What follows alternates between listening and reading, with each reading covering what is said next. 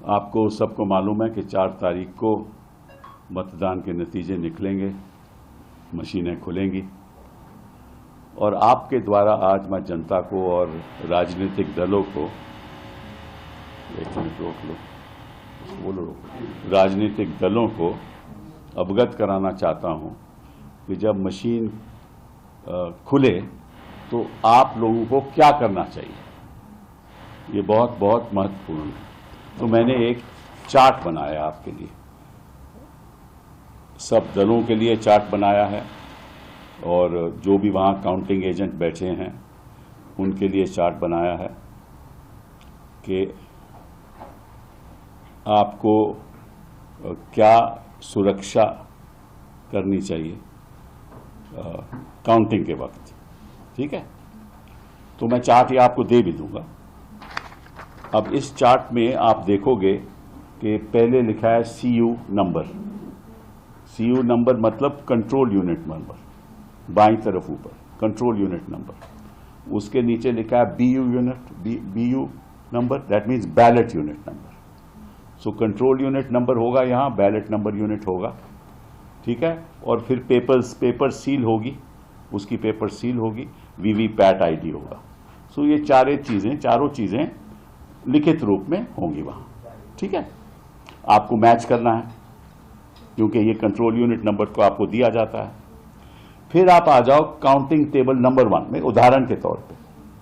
तो counting table number 1 में आप देखोगे EVM इज ऑन ECI। ठीक है, नो प्रॉब्लम।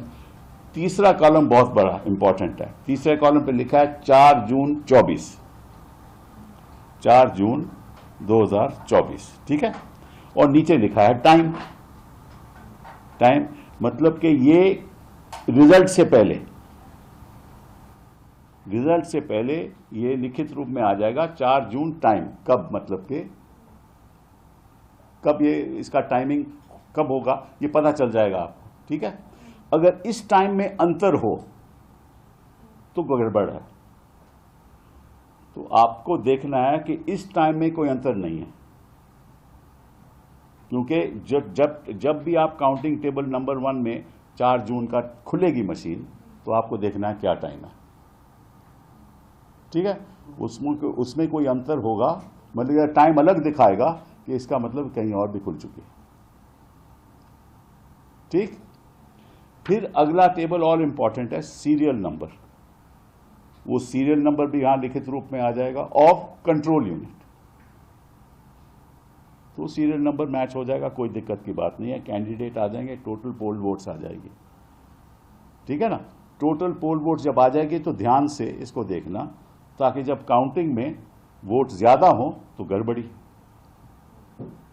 फिर आ जाओ आप, अब जब ये ऊपर की बातें सब हो जाएं तभी आप रिजल्ट बटन दबाने की अनुमति देना।